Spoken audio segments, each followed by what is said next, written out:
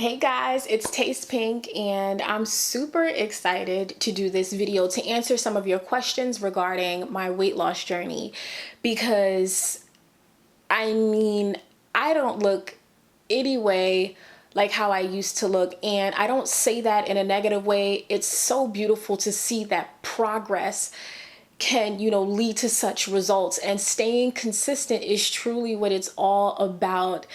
I would never have imagined that I would be a size 6, and at 25, that's when I am the smallest I have ever been.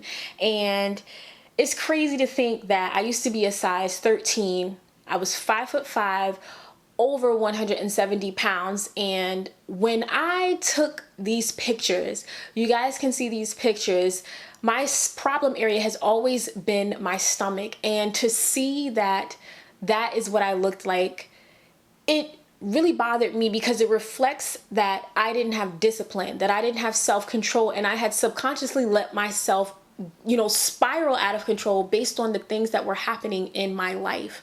As you guys know, I've shared a lot about my story, from being kicked out, from having to sever a friendship, even to having to leave a relationship after 5 years. These were very pivotal moments in my life where I had to kind of deal with the issues. And once you deal with the issue, that is how you begin to lose the weight. That's how you begin to stay on your journey to losing the weight. So I just wanted to also do a little overlook or overview of how I used to look in my videos.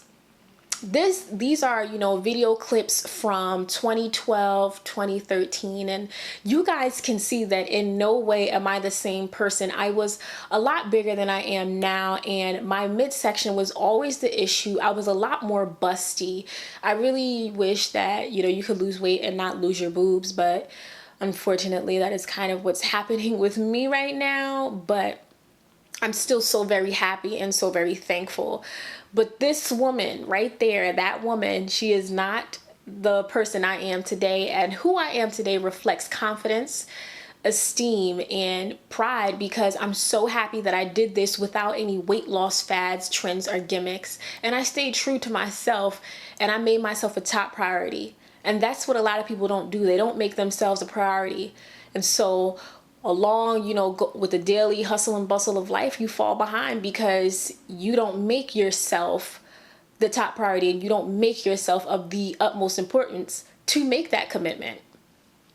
So I asked you guys to pose your questions regarding my weight loss journey, and I'm gonna get right into it. So yes, you guys know I was always a little chubby bunny when I was little. I was always cute though, but it wasn't always like that.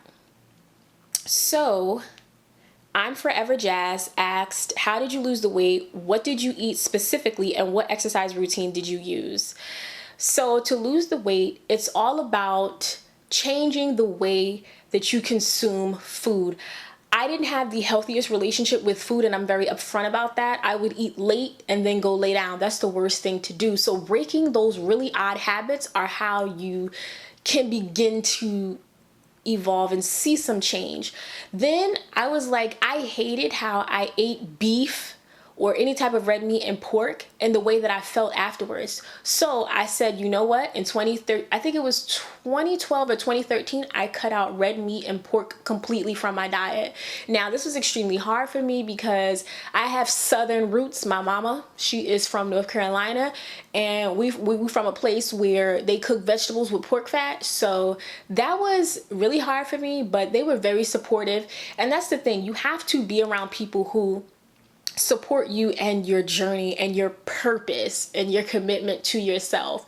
So once I got those out of the way, eating chicken, eating turkey, and eating fish, this was such a healthier alternative, and it really pushed me to be very creative in what I eat and looking for different ways to nourish myself without, consuming an excessive amount of calories. Not that I count my calories, because I don't do that. I don't have time for a scale. I don't have time to calculate, and it's not that important to me. I eat what I want, but I will work out. And working out was so important for me. In the beginning of my weight loss journey, I would go running. And running was so therapeutic for me. I was going through a lot at one time, and you guys know. So running for me was just about clearing my head. And when I was running, I would run for 50% of a mile, and then I would run 55% of a mile, then 60% of that 1 mile, then 75% of that 1 mile, until I could run the entire mile without feeling super fatigued. And those ways that I just gradually progressed and challenged my body, that's how I'm able to run so much now without feeling, so overwhelmed or drained. And I also went into looking at YouTube videos online. Of course, there's Fitness Blender, there's Jillian Michaels, which I definitely would recommend.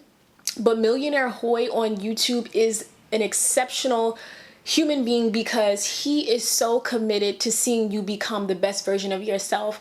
And he truly is motivating. He lets you know what he eats. He inspires you. He pushes you to a place where you didn't know that your body, your mind could venture to, because his workouts are mental just as much as they are physical.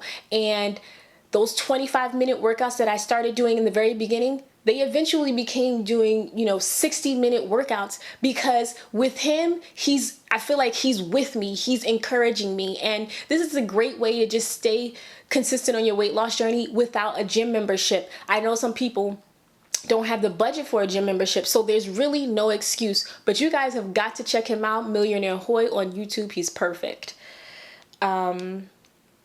So a next question is by Nadia D. How did you keep the regimen to stay consistent to get to your weight loss goal? How long did it take you to get to your weight goal if you weighed yourself? Listen, don't step on a scale.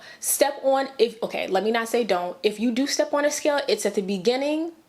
And I would say weigh yourself every 3 months. There is no reason for anyone to step on a scale every week. Some people may believe that's good, but for me, it wasn't about the numbers. It was like I picked a piece of clothing that I wanted to get into, and I would work my body until I was able to get into that article of clothing, because that made me feel good about myself. That lets me know I'm losing inches, and inches over everything, okay?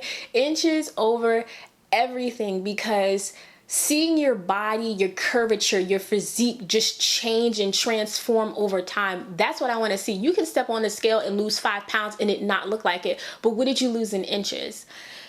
And as a means to stay consistent, you stay consistent by always doing something different. If you fall into routine, which I absolutely hate, I loathe routine, you will not see the results that you think or you anticipate seeing. It's about spicing it up. It's about doing something different each and every time. If you work out for 25 minutes, okay, in the next 2 weeks, work out for 35 minutes. And in the next 2 weeks, try 40 minutes. Gradually increase your workout load so that you can burn more calories within a day so that you can, at the end, lose more weight. So AF asked, what was your diet, daily regimen, food, and exercise? I eat whatever I want, with the exception of no red meat or pork. There was a time where I did something called the vegetarian cleanse. I made this cleanse all up in my head, and I went an entire week without eating any meat. Yes, it was trying, it was difficult, but it was the best thing I think I ever did. It showed my discipline, and I felt good, in my body, totally cleansed. You need to keep your GI tract in really good health. And with the vegetarian cleanse that I did, child, regular all the time, just so regular. And that's a great way to wake up feeling light. You don't feel bloated. I'm telling you, it's beautiful. I love that I did that cleanse. Cheeks in one asked, what do you do mentally to stay on track? Prayer, meditation.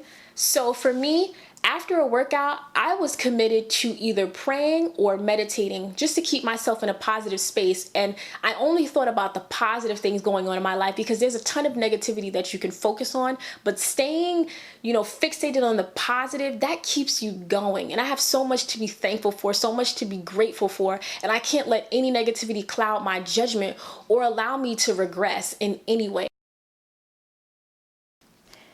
So Bianca Gage asked, what did you do to prevent yourself from binge eating, especially food that's your weakness. Mine is fried chicken. I make any excuse in the book to eat fried chicken. Me too. Okay, if you don't know, I have Southern fried roots. My mama is from the South. My nana, my whole family basically is from the South. And what we do is we eat vegetables, but we season them with pork fat.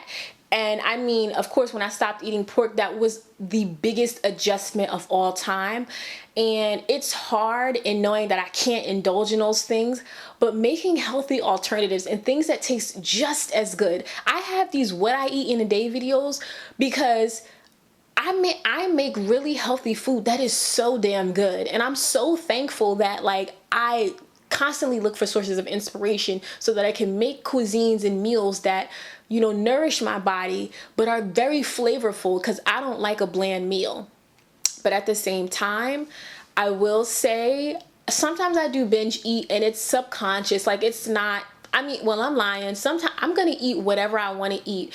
And I like to stick to that because in eating whatever I want to eat, I don't miss anything. And restricting your diet is crazy. That's how you binge eat, and then you end up gaining more weight than you even, you know, anticipated in the beginning. You're supposed to be losing. So don't restrict your diet. Eat what you want. If I want milk chocolate covered pretzels, guess what I'm going to eat? If I want a margarita, guess what I'm going to drink? But I will work out. And it's not that you're canceling it out. You have to keep your body disciplined. And even if you do indulge, there's cheat days. Someone asked me, do I do cheat days? I might have cheat days like 3 days out of the week.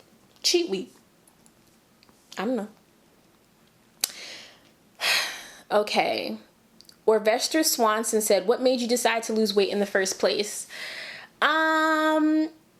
When you're not the healthiest version of yourself and you know that, and you know what you have the potential to be, plus my weight went up and down, up and down. I got tired of that. I wanted to show that I can maintain my weight, and I've been a size 6 going on a year. And so that says a lot about my character, my mental, emotional, and just physical strength and my commitment. And you really, really have to drill that into your head so that you don't lose track.